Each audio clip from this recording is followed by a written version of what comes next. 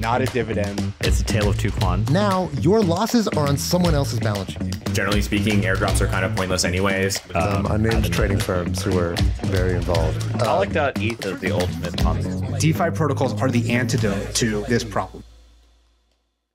All right. Hello, everybody, and welcome to the Chopping Block. Every couple of weeks, the four of us get together and give the industry insiders' perspectives on the crypto topics of the day. So, quick intros. First up, we got Tom, the DeFi maven and master of memes. Next up, we got Robert, the crypto connoisseur and captain of Compound. Next, we've got Tarun, Giga Brain and Grand Poobah at Gauntlet. And then finally, myself, I'm Haseeb. I'm the head hype man at Dragonfly. So the four of us are early stage investors in crypto, but I want to caveat that nothing we say here is investment advice, legal advice, or even life advice. So, guys, it's been a bit of a crazy week. We've got a lot of, since the last time we met, a bunch of drama, especially with respect to hacks that have gone on in the last couple of weeks. But I want to start. Laura just, I think yesterday, it was yesterday, right? Yesterday just released her blockbuster interview with Do Kwon, which if you have not seen, highly recommend to go see it. It's pretty crazy. What did you guys think of the Do Kwon interview? What were your what were your takeaways? And I think this is the first time, other than that What Coinage interview, this is like his first like really hard-hitting interview that he's done publicly. I'll be the first one to admit that I'm saving this to listen to this weekend, and I haven't. I'll give it a second. But from the reaction on Twitter, it seems like it's a banger. It's definitely a banger. Wait, Tarun, did you not see it either? I didn't see it either. I've been focusing on things related to Unbelievable. the Unbelievable. Yeah, sorry for doing my job. Okay. Tarun, Tom, did you watch it? Yeah, I guess I'm the only one. I was really impressed actually by Laura's research and how pointed her questions were. She went like really into detail on things like what happened with this degen box thing or what happened with this. I think I saw someone that said a tweet that was like, take a shot every time Doe says the thing people don't understand. And I was like, I think it was like a very apt description of the interview. How many shots were you by the end? I mean, you're talking, at least in the teens. So it's just like, I in some ways empathize because I think what was actually happening or how Terra actually worked and how it was presented publicly were like very, very different. But at the same time, I didn't get a lot of sense of remorse from Doe in the sense that he's like, yeah, it is what it is. And we acted certain ways. A lot of it feels very hearsay where he's like, oh, this wasn't, these weren't our funds. This was something else. So I don't have all the information on who was actually doing what as sort of the Terra collapse went down. But yeah, it was super, I guess, informative and just entertaining to watch, honestly. Like Laura really kind of grilled Doe. It's definitely great TV. There are a lot of good accusatory moments on the main stage, which they're fun. It was fun to watch. I did come away feeling very unsure because, you'd expect there to be some point where Doe, one, you have to ask, like, why did Doe agree to do this, right? Like, he's got active court cases against him. He's got criminal cases against him, in addition to civil cases. So it does feel like, what was his lawyer thinking in agreeing to let him do this? Or maybe he didn't consult his lawyer. It seemed like he sort of had an answer for everything. And some of them were very clear cut, like, hey, for example, Laura was grilling him of like, hey, it looked like your block explorer was censoring certain transactions where you guys were minting SDT for yourselves in order to, do something or other. And he was like, no, that is not true. Our block explorers didn't censor anything. In fact, it's all open source. You can go check it out yourself. And so I'd love to see the fact finders go and kind of take all the explanations he gave for each individual element and see whether or not he was telling the truth. If in fact he was, and supposedly there's an auditor who's going through the LFG books, who's going to go through all this stuff after the fact and actually verify some of the claims that have been made and some of the arguments between himself, TFL, and some of the accusers. And hopefully we'll get some clarity on, was Doe telling the truth about these things? Personally, I can believe that he may be telling the truth, and that at the end of the day, when somebody gets put on public trial, the way that Doe has, there's always going to be innuendos and kind of, random things that kind of look weird that, I'm sure every single crypto project, if you like turn over enough stones and you like paint them in enough light, they look very suspicious. They look very strange. They look very like somebody trying to profit off a protocol. When you just see transactions on chain, you have no context. So you don't know what they are. But I can also believe that maybe there was some genuine foul play. But I kind of feel like the fact that he's coming out publicly and really directly answering almost every single question that Laura answered to him means that he doesn't seem to be afraid. So it feels to me like, our suspicion that we've mentioned earlier, that like this might be mostly people trying to basically say like, look, we invested in this stable coin that blew up, and we want to find somebody to like go, kind of, nail them to a cross and say this is this person's fault. And it kind of feels like that maybe is what's happening with Do. We'll get a better answer to that once we have, the full accounting of what happened with TFL. But honestly, my takeaway from that interview is that he seemed very confident in his answers. He seemed to be pretty self-assured that there wasn't any foul play. Well, I'm excited for the forensics and the auditors and like the truth of open source analysis to sort of come through and like, shine a light on like all clear or, oh man, like no one knew this, And the thing is, like, even an all clear is not going to be an all clear for most people, So I imagine for the Korean government, where he's currently, it's got a criminal indictment, for them, I doubt. Well, maybe I don't know. I don't want to speculate, but my guess is that there will be people who want to go after him, regardless of whether all the accusations that have been thrown around malfeasance or unjust enrichment turn out to be false. Even then, I'm sure there are going to be people who try to find some way to pin the disaster as some kind of criminal affair. But I did take his point, and he made this point very clearly, which is something that I think I've stated on the podcast before, that I think it's very important to differentiate between failure and fraud. They're not the same thing. He made an interesting defense of the basis cash revelation as well, which is the claim that, look, I was never really involved. Like, it was two other developers from TFL. I gave them my blessing to go and build this thing. I shit posted on the Telegram account for a little while. Maybe, clearly I shouldn't have done that. That was a stupid thing to do. But it's like there were a lot of people who built stuff on Terra that I helped support. I'm not responsible for every individual thing they do, and I didn't see basis cash as the failure of Terra. They're two different things. I wasn't even working on basis cash, and so I think he made a fair point and a reasonable defense of. Now, if he was right about that, then yes, I think it's a reasonable defense of the basis cash story. Yeah, I also feel like there are no knives out for sort of the sub promoters of some of this stuff, like the people who are running those like Anchor SPVs, or the people who are actually running those front ends that were taking in ACH money and like putting in Anchor, and like I feel like we've heard really nothing about those people because I don't get the impression it was actually Do going out and promoting people saying, hey, you should take all your money out of the bank and put it into Anchor. It was all these other people, and Do was just sort of building the thing, or mostly building Luna rather. Yeah, it's very clear though that the crux of what rubs you the wrong way was his arrogance about the whole thing, and that was I felt like that was one of the real highlights of the interview, was her talking about like, do you regret the way that you spoke about this stuff, the way that you fought with people, the way that you showed this kind of limitless confidence that gave people confidence that there was no way that Terra was going to fail. And it seemed like I don't know, it's hard to tell what's real contrition and what's like, okay, I've been counseled by my lawyer to express contrition. So I don't know. It's clear that this is not the last word on Terra. As a non-watcher, did he actually reveal anything about his whereabouts? No, he was very intentional that it's like, look, it's very unsafe for me to mention my whereabouts because I've been targeted everywhere that I have mentioned my whereabouts, which I can also believe. It did look like he was in some sort of bunker / club, though. So it looked pretty nice. That's true. It looked interesting, to say the least. Yeah. He did mention that he's didn't you say he's very into building furniture? And I was like, did he build that thing behind him? That's like really, did not peg him for somebody who's into building furniture. Usually you expect more stability from furniture than we got out of Terra. So he might. All right. I didn't know you ever had enough of a funny bone to make a joke like that. That was... Every now and again, it comes out. When I'm talking about Terra, you never know what might happen. All right. So speaking of disasters, we should talk about the hacks that took place over the last couple of weeks. So the first one, which is probably the most ridiculous hack that I have seen in a very long time, was the Mango Markets hack. So quick background. So Mango Markets, one of the biggest markets on Solana, one of the biggest DeFi protocols. So this Mango Markets, I believe there was both like a perps protocol, but also lending. Mango Markets, basically they had like 160 million-ish TVL. And there was an attack that took place against them by an initially anonymous address that basically what they did is they bought a bunch of Mango tokens. and then manipulated Mango on spot markets to massively increase the price of Mango, which made the protocol think that they had a huge amount of collateral. And then using that huge amount of collateral, they borrowed all the real money in Mango, meaning like the USDC and the Sol and whatever. They borrowed all that out.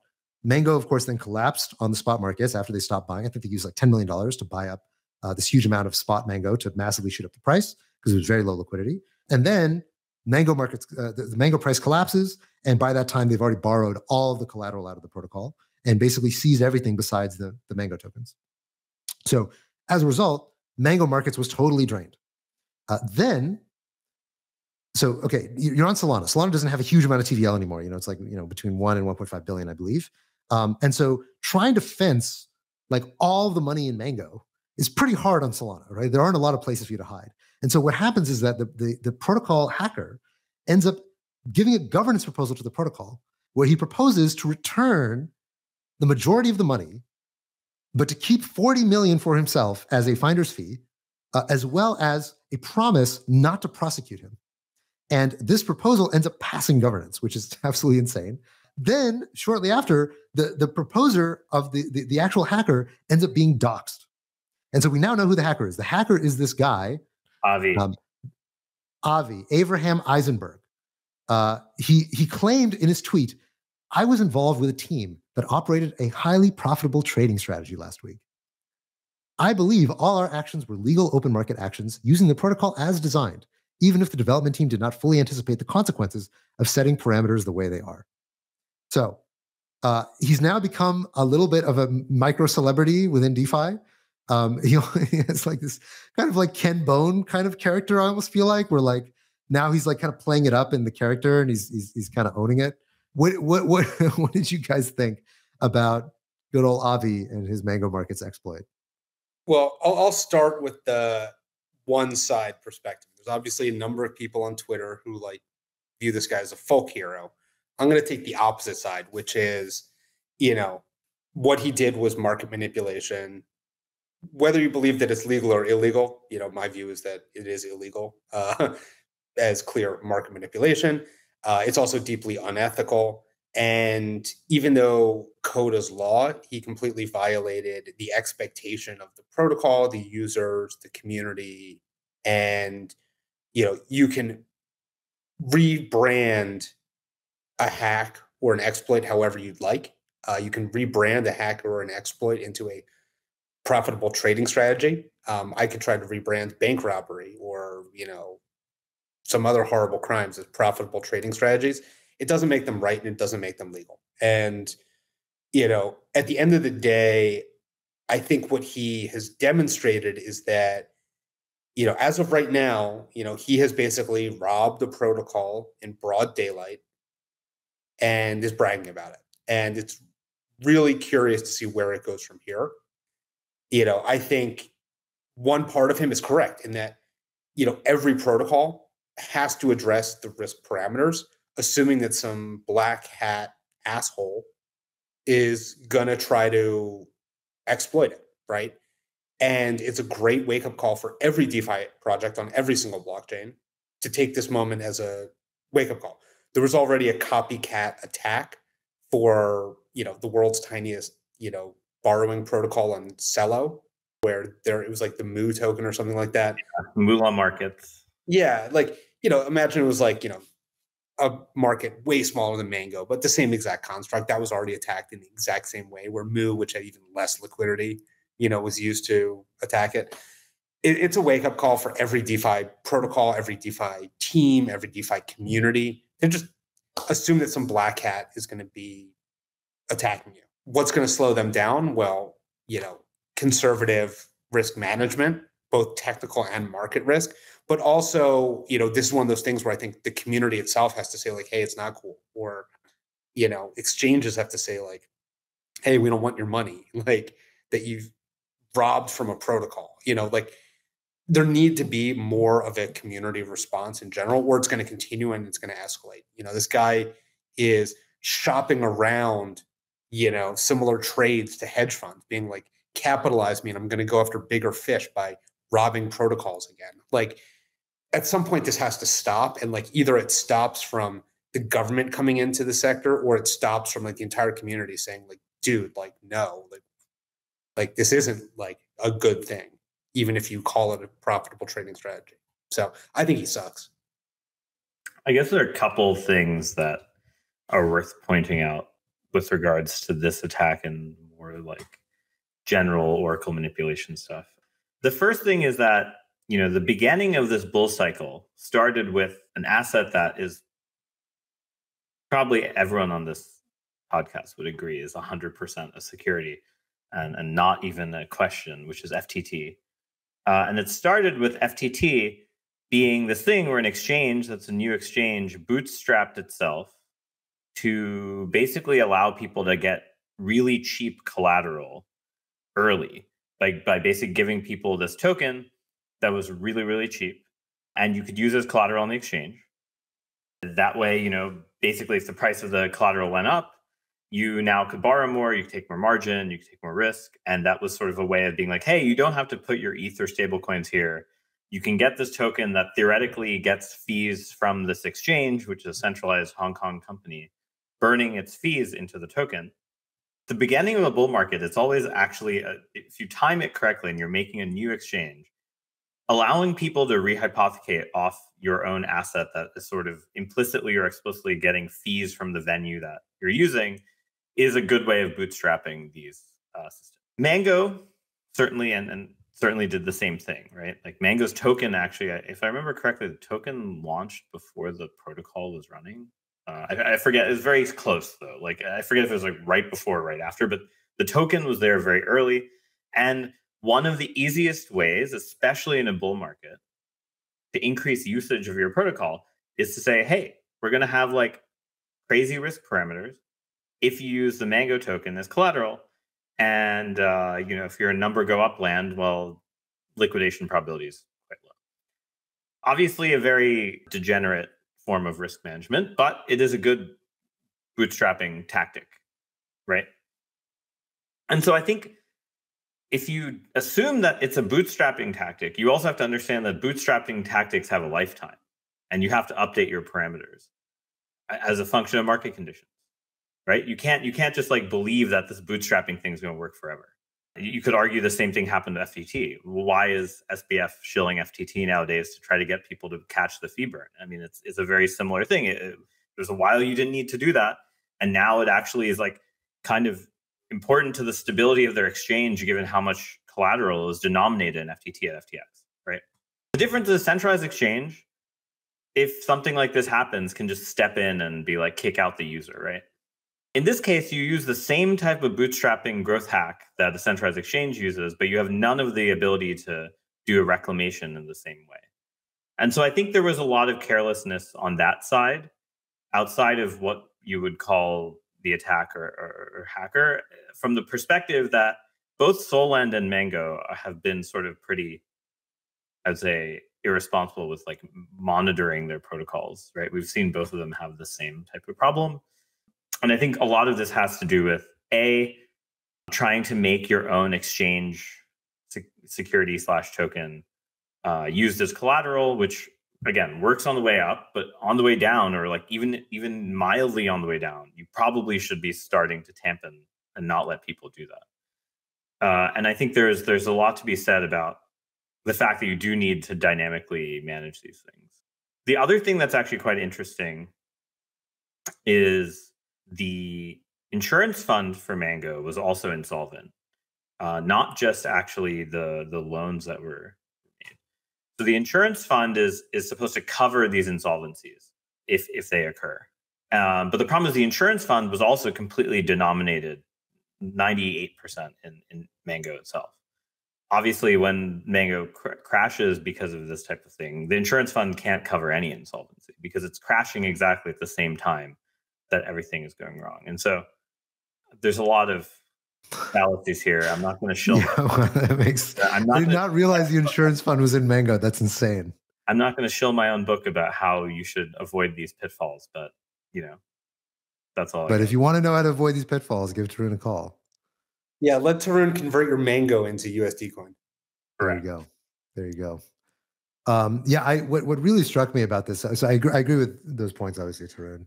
in terms of, yes, having your own native asset as collateral in the beginning is kind of a nice bootstrapping mechanism, but you got to move beyond it, especially when you've got serious capital and you want to build a stable protocol.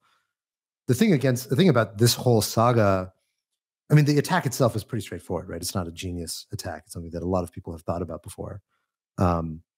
The thing that's so striking was just how brazen the whole thing is, and like how gangster the proposal was of like, okay, I'm going to give you back enough money to make your users whole. Let me keep the rest. Also, don't don't at me if you like the idea that like you can also waive a criminal prosecution by a DAO vote is also like insane. Like I'd love to see what happens when, I don't know do you know where this person lives? Is he an American? I believe he's in the Southern District of New York. Ooh, okay. Oh, wow. That's a good place to be making these DAO proposals from. I mean, this seems so absurd. The part of the other news that we didn't mention earlier, so he actually made a bet, a side bet with somebody from Twitter who bet that he would not be charged. And so, according to Laura, he's actually in Israel. Okay, so maybe look, I don't know. The Israeli police are pretty intense too, but I don't know what I expect to happen. I don't know enough about Israeli law here, but I think it's going to be rough. I don't think we've ever heard of globally accepted non-prosecution agreements in history. So I'm a little dubious that that will stand. Yeah, it's an interesting one, and of course, like there were Americans who had money in Mango, and so I'm sure the U.S. prosecutors will find some way to establish jurisdiction over this dude, especially given like one of the best things that you can do to get to get law enforcement after you is to brag about your take and to make headlines, which this guy has managed to do, doubly so. So this seems just like so brazen that this is not going to end well for this gentleman. Hopefully, I'll just say hopefully. I mean, I don't ever wish anybody like ill, but like this is one of those like such brazen crimes that you don't want it to become a pattern. Yeah, and look, I mean, the idea that like, well, the code lets you do this, therefore it's legal, is like, I think that's just obviously not how anything works ever. Like, if that were true, then every hack on chain would be legal, which obviously they're not. So, and which we know because people have been prosecuted before for hacking people on chain. So, I think this is just an obvious bunk. So we'll see what happens. But of course, the gears of justice turn much more slowly than the news cycle of Twitter. But that was not the only hack that took place in the last couple of weeks. We had another massive hack, one of the largest hacks ever on BNB chain. So this one was also pretty insane. So what happened was that there was a let me try to follow this because it's a pretty intense one. So what happened was that there was basically a vulnerability in BNB's relayer bridge, which allows you to move funds from Binance into BSC. And basically what the attacker did is they were able to forge arbitrary messages, sort of pretending that they were relaying sort of these cross-chain transactions of minting BNB. And they were able to mint 2 million BNB, which is worth hundreds of millions of dollars, using this bug. Basically, I think it was like in some Cosmos SDK kind of IAVL tree module that wasn't verifying proofs correctly. And so using this bug, they were able to quickly mint 2 million BNB, take this 2 million BNB, deposit into Venus, borrow, just kind of like the same thing that happened in Mango, borrow as many other assets as they could, bridge those assets into other chains, and then basically run the assets that they had on other chains. They tried to make a run for it and try to go sell them, deposit in a curve, whatever, onto other blockchains. So within like a couple hours of this hack, BNB chain shut down. So kind of they unilaterally decided, we are going to halt the chain. I'm sorry, BNB chain is going down for maintenance, which is kind of insane. Basically, all the time. What's the big deal? Yeah, Solana constantly gets hacked, so that's why it keeps going down. So the BNB chain was down until basically they could stop and freeze the actors. Of course, they were able to get away with about 100-something million tokens that they'd already bridged out. But I think on BNB chain, I believe they are now doing governance votes to decide what to do with the hackers' frozen assets once they got BNB chain up and running again. So I don't know that we have any information about the attacker or any speculation about who they might be, but this was clearly a very sophisticated attack. And it was one that ended up resulting in a very large CVE for the entire Cosmos ecosystem that caused a patch to get pushed out, I think, last week to pretty much every Cosmos SDK chain. So again, although the exploit itself was really, really large, it seems like the attacker made off with on the order of 100 something million. I don't know. It's clearly been a bad couple of weeks for blockchain security. Did you guys have any reflections on the BNB chain hack? Well, the BNB chain one is interesting for two reasons. One, it's example number 712 of bridges are hard. Bridges are like right now the weak point in security for a lot of these things. But the thing that was technically interesting about it is that it required some pretty deep diligence and like cryptographic understanding. This was not a script kiddie attack, right? This was far more in-depth and complex than like anything Avi is doing on Mango markets, right? Probably required a lot of planning and analysis, and Binance Chain was probably the biggest opportunity to burn what amounts to be almost a 0 day. The whole ecosystem that's vulnerable has figured out how to patch it. And in doing so, they've basically upgraded, a lot of the cryptographic libraries for the entire ecosystem, industry as a whole. And this amounts to, in some ways, like burning a 0 day, right? So hopefully this can't get replayed again, or there's not the opportunity to. This is the one time we'll see it. And, the deep cryptographers in the world can learn from this and prevent this from ever happening again. And the rest of us users will just continue to use blockchains a little bit safer. And net, it might be a good thing for the ecosystem, after everyone gets their money back. And at the end of the day, $100 million is like a day's worth of trading profit for Binance. So like, they'll cover it. Whereas something like Mango, like, I don't know if anyone's going to be better off when this. I'm surprised they like almost let this happen in a way. Like I thought the whole idea with BSC is it's like Binance's sandbox and like nothing can go wrong other than maybe losing some money on like a bad trade. And like, it seems like it would have been somewhat simple to just like check some invariants and then like, given that everything is co-located anyway, and there's only like a few validators, just like shut down the chain if something's going wrong. But in this scenario, like you have all the downsides of a decentralized permissionless system. But like, it seems like the upsides are not as present.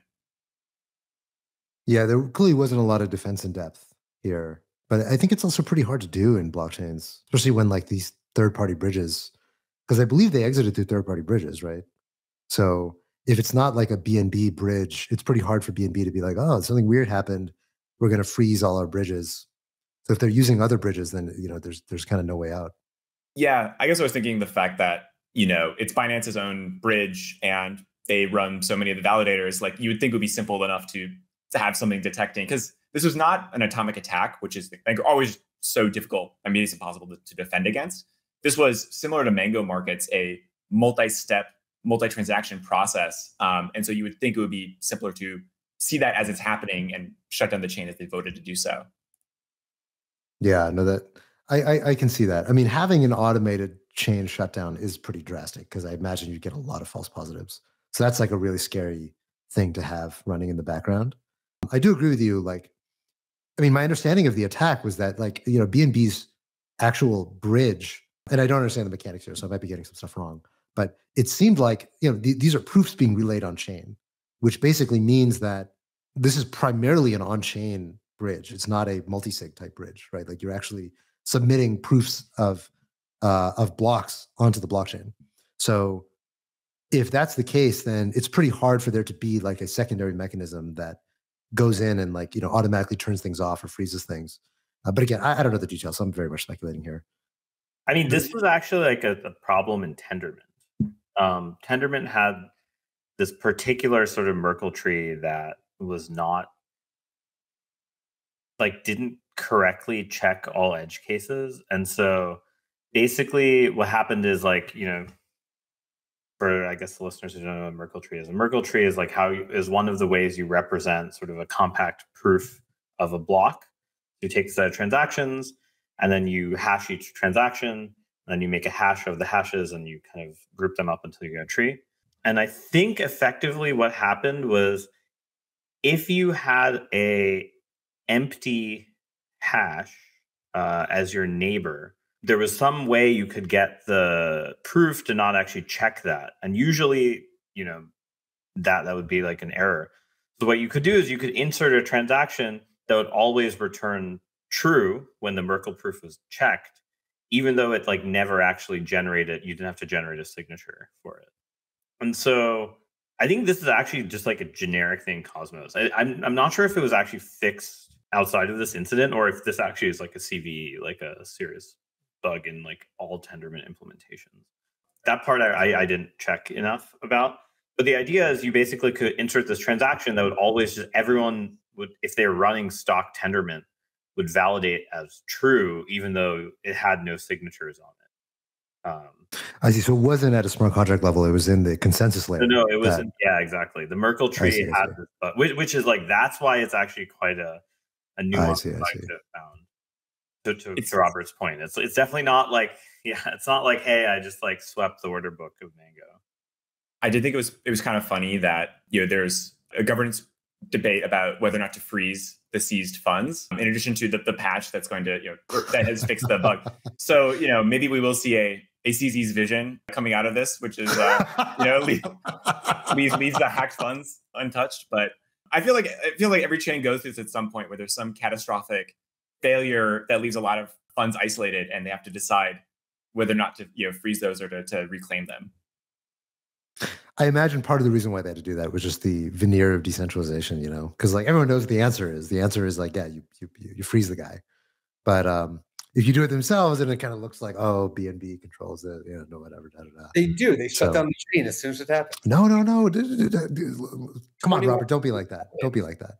No, of course not. BNB is so decentralized. Stop it. But actually, one funny thing I think is that you know, the role that these governance votes are playing is like, you know, we maybe we didn't fully democratize finance, but we definitely democratized company boards, because we now have like 5 million people in the forums fighting about something that's usually like a board decision, right? Like this freezing thing is very much like, if this happened, it would be like HSBC deciding whether to freeze some account, right? And it'd be like, if it was so bad, it would go to the board.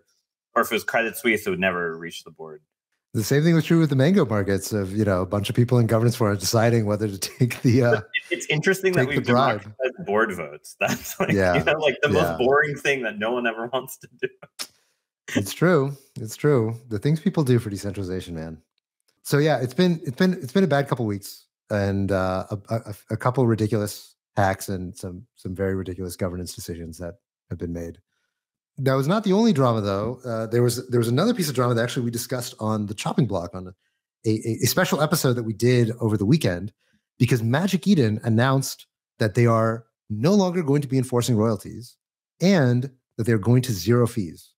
So this caused a giant stir. A bunch of people got really mad on Twitter saying that Magic Eden is anti-royalty. They're so evil. Why are you doing this? And so we ended up doing a debate over the weekend with Lee Jin, Laura, Joe Shun from Magic Eden, and myself. Did any of you guys see the debate? No, nobody saw it. So I'm waiting to watch it my weekend. This weekend. Okay, of course. That's when you watch all your Unchained content. You like to save it up. Okay, good. I'm glad. I work during the week and I watch on Saturdays. Look. Some of us have jobs that are not being a VC. Yeah. So okay, all right. Tarun and I are founders. You guys are VCs. Okay. Sorry, I didn't mean to assume. I didn't realize how busy you guys were. Sorry. How naive of me.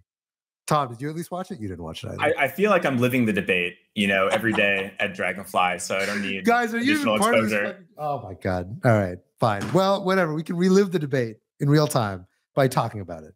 So, what did you guys think about Magic Eden shutting down royalties? Okay, so you know, I didn't see the debate, but I have some strong feelings on this. So, one is, I think the biggest misunderstanding in all of NFT and crypto, and like when you talk to people outside of crypto, they're like, oh wow, like the royalties can be baked into the NFT. It's like, no, they can't be baked into the NFT. Like, and I think what people are realizing now is that there aren't royalties baked into the NFT. Like you can't like actually at an NFT level enforce royalties where someone gets a fraction of the fee every time it trades. It's been something like conceived of really at the marketplace level and socially enforced, not through the immutable laws of blockchain technology. That being said, you know, I think people are discovering that what they thought was true about the world is not true. and that royalties are not a part of NFTs. Royalties are part of, artists' requests and desires, and marketplaces supporting that. But a marketplace wants to get volume and win, so the easiest way to do that is to make it the lowest cost place to trade. If you can, go from a 5% fee to a 0% fee, that's a lot for a trade, right? Especially if you're an NFT person, you're going to flip it, like a couple times, you might sell it, buy it. Like those fees really add up. And so, it makes a lot of sense for Magic Eden to attempt to get rid of fees. Now, there's really two things that are interesting here. One is, and I think this is actually like really productive for the whole space, and I hope everyone agrees to this, shifting the fee from the seller to the buyer. Now, I think when you're thinking about a royalty or an artist payment, it makes a lot more sense for the fee to be on the purchaser as opposed to the seller of an NFT. And I actually think that this part of their action was really well thought out. I think, if there is going to be a royalty fee, it should be paid by the buyer. Whether or not it's optional, right? It should add to the price and be a buyer premium in effect. Why? Well, this is somebody entering a marketplace and a community.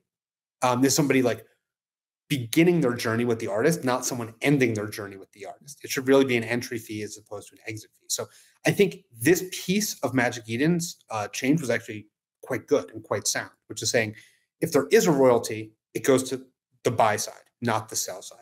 Not somebody leaving the community, it goes the person joining the community. Well, second, making it voluntary, I honestly expect that in the absence of other tools, most users are going to choose not to pay it. Most people are somewhat greedy, most people are pennies. I assume they're going to see a lot of, and the data will tell the story, but I assume they're going to get a lot of traction and a lot of people setting that to zero in their like account setting, because like they're doing it at the account level and you can literally be like, oh, I default to zero. Like a lot of people are going to default to zero. I want to hear the rest of it, but so we actually have the data now because it's been live for a few days. Okay. And so basically, the data. But by the way, one quick question: this sort of buyer versus seller fee thing. Is there an analog in house purchases? Like, I guess it's like the homeowner association gets paid by the buyer or something. Because like I'm thinking of it like in normal illiquid assets, there has to be some equivalent kind of thing, right? Yeah, the seller pays the fees of a house. Generally, I mean, there might be taxes on the buyer, but like the seller's paying the commissions and the brokers and all that. Isn't that fake though? Because like the seller is like going to pass on the fee to the buyer, like it's going to affect the price, right? Like, does it matter who's paying the fee? Good question. I don't know. Yes. I don't know. Because it's kind of like tax incidents, right? Like in economics, people study tax incidents, which is like you tax one side, but they raise their price, which means that, like it doesn't, like a lot of times it doesn't actually. Right. But anyway, sorry. Tom, can you narrate what's happening here? Yeah. So basically, pre-change, the vast majority of Magic Eden sales had a royalty involved. So this is looking at non-zero royalties versus total sales. So 80-90% of sales had a royalty. After the 14th was when the change went in. You're down to like, let's say 10-15% of trades having a royalty. So I do want to get the dollar value for this, but it's pretty interesting that you can like just check out the data, immediately after the change and see what people's revealed preferences, which is they usually don't want to pay royalties. So, but since the change, volume has gone up a lot, right? Because I heard that wash trading has gotten really intense on Magic Eden because it's zero fee. That's what people are saying, but I mean, the number of trades is the same. So I don't know where that's coming from, unless people are just trading some insane dollar amount on those trades and sort of marking up the. So what is the top line? That's just number of trades. Oh, I see. Oh, I see. Okay, looks like it's gone up a little bit. Yeah, ignore the final day. Yeah, the final line just because the day is not. This over, is today. So, Yeah. Yeah. I see. People are pinching pennies. The data speaks for the reality. That was an excellent chart, Tom. Thank you for sharing that. Thank you. I think the interesting thing is like, people's narratives, I think, is that like, oh, there's a Magic Eden clone that has no royalties, and therefore they're using that to undercut Magic Eden, and they're losing market share, and therefore they have to be competitive in that and do that. But in reality, if you look on like Solana, really the main competitor in terms of like a pure NFT is Hades Swap, which is like a pseudo swap competitor on Magic Eden, which of course does not have royalties, but I think even independent of the royalty and fee discussion, it's just like a totally different model. So I think they're up to like 25% of Solana NFT volume, depending on the day. So I feel like there's like so many factors that are kind of difficult to disentangle here, which is like, okay, do these NFT AMMs outcompete, traditional order book exchanges? Is it the lower fees that they charge, 50 bips versus 2.5%? Is it like the creator fees or the royalties that are like allowing them to outcompete them? And I feel like it's just difficult to sort of separate all those things because you're not really comparing, like for like with one variable changed. For sure. What I think we need to see, and I actually over the weekend, me and former CTO of OpenSea put out a request for startup to explore this concept. What I think has to change is people have to want to pay royalties. It has to be like a positive thing where you're like excited to pay a royalty to an artist and support an artist. There's a lot of examples of people like Patreon, et cetera, like being super excited to support artists and like being willing to pay that royalty. But I think if that doesn't exist, they're going to pay zero, as Tom has shown. So I think there needs to be more tools for creators, more ways to track royalty payments, more ways to like analyze wallets and figure out who is like supporting the artist or not. And I think there's going to be actually a renaissance at some point, whether it's like 12 months from now or 5 years from now or 2 weeks from now. But at some point, I think what's going to happen is some NFT artists or creators are going to figure out a way to get people really excited about this and say like, okay, all the people that are paying the royalty, and not like opting out get to go to VCon or whatever, or they get like, the airdrop, and the ones who don't get the airdrop. Like, I think people are going to figure this out. And I think like the end state of this whole Magic Eden, let's rip away the royalties to build market share thing.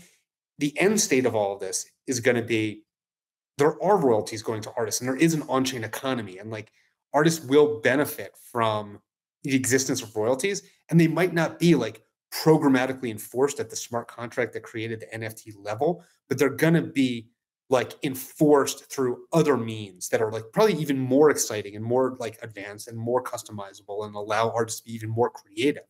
And instead of just being this like, oh, we get 5% of every trade, hooray, like that is our roadmap, it's going to be like really more creative outcomes where it'll be like, experiences and like very different like interactions because of these royalty streams. And I think net is going to be really cool.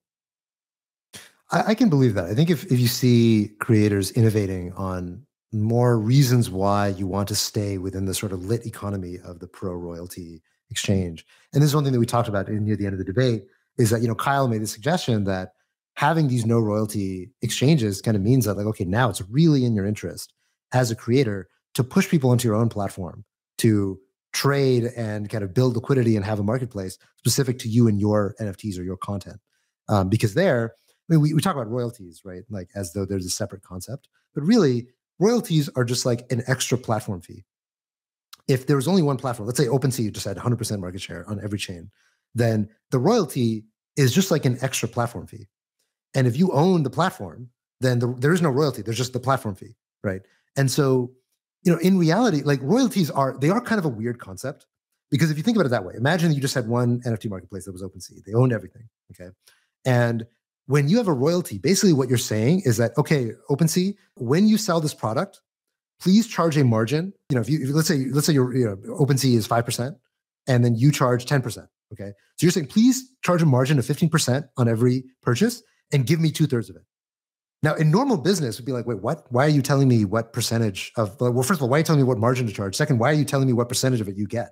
Like, no, I tell you what percentage you get, or we negotiate, right? Like that's how a normal business exchange of value takes place. But royalties are all dictated by the creator, right? Which is kind of, it's just not how any other business would work. In any other business, a creator would say, okay, if you want to list my assets, I get 2%, otherwise you get it or don't get it.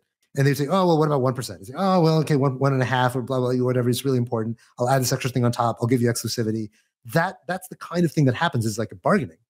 But in NFTs, it's like, okay, if you say 12% royalty on this thing, the exchange just enforces it, even though like, they're charging a customer 17% net or, whatever the net of the actual fees are on the exchange and giving the artist almost, the vast majority of what they're charging the customer. That it's kind of weird. And I think it's not a stable equilibrium, right? That's not the way that like an actual functioning market would work. And so I do think that it's sensible to think that there is going to be a way that artists are going to be able to command more of a premium. And capture a bigger share of secondary trading. But I don't think it's going to work the way it works now, which is the artist says 7%, and then all the exchanges enforce it on their behalf. It is, I mean, speaking of people not realizing royalties not being enforced programmatically, there's also this weird component of like, at least like OpenSea doesn't even look at the royalty like metadata or like component of the NFT contract. You have to set it manually on OpenSea. So it's like, it's all just sort of like, this just huge sort of misnomer and misconception around like what is actually going on with royalties. It's literally just like a website, has this feature, and that's kind of where we're at. I mean, not that we can learn from like the incredibly horrific world of music, where like royalties are incredibly complicated and shitty and horrible, but like, they did sort of figure out at least the user experience of it, which is like I go to a record store, I buy a record, like I'm not thinking about royalties. It's $12, and like all the rest happens behind the scenes for the user experience. I mean, one of the things that if this weekend you listen to the debate, one thing that it came up in the debate was, Laura. I look forward to getting your comments. One of the things that Laura was bringing up is that, like, look, one of the reasons why royalties are so important is that, look, if you're an artist, like, so I was suggesting, like, look, there are other ways to align interests between artists and their collections, right? One of the ways, of course, is like what Yuga Labs did, which is you mint a bunch of NFTs, you keep some back for yourself. It's like a company, you sell some to investors and you own equity. And by owning equity in yourself, like over time, you can sell it later and capture some of your upside. And I do agree that's one of the core things about royalties that's great is it creates this alignment between creators and their products even after they're already sold. Laura made the point that as a creator, as an artist, you don't necessarily have the privilege financially to be able to hold on to some of your own collection, not just sell it because like you might need to make rent. You don't have the ability to sit on your own assets or like kind of take this long dated bet on yourself. And so royalties are a way to allow yourself to get this fee stream over time that is very different than having to get this payment all up front. And this is an argument that I've heard now from a few other people talking to me after the debate. And I totally disagree with this framing for a couple of reasons. So one, I was chatting with somebody in Twitter DMs who was telling me about this NFT marketplace on Solana that allows you not only to sell your NFT, but also to tokenize the royalties and sell the royalties. And of course, if you look at normal artists, right, like regular artists in the world, when they sign a deal with a record label, they sell both the IP and the royalty stream, right? They keep a small portion of the royalty stream, but very often they sell a huge portion of it upfront, right? So like 90% of the royalties and 90% of the IP, or 100% of the IP goes to the record label. And artists willingly sign those kinds of deals. I mean, like, look, it sucks. Maybe they wish there are better options. Maybe wish that artists had more bargaining power. But in reality, like if somebody wants to get an upfront payment instead of taking a long dated thing, like basically saying that, like, look, an artist shouldn't be able to do that. They shouldn't be able to sell their royalties. And they should be forced to keep the royalties and get paid over time. To me, that's basically like saying, okay, artists need to have, they need to engage in like a forced savings program. That's effectively what you're telling them, is that you can't take the payment up front. You have to, kind of divvy out the payment over time.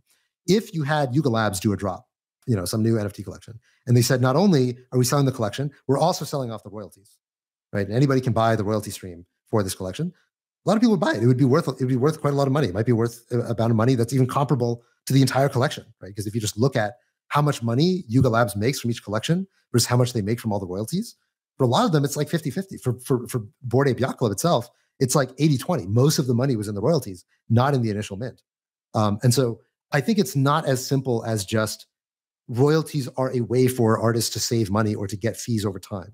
I think the core thing about royalties that makes them special is the alignment between the artist and what they create after the fact.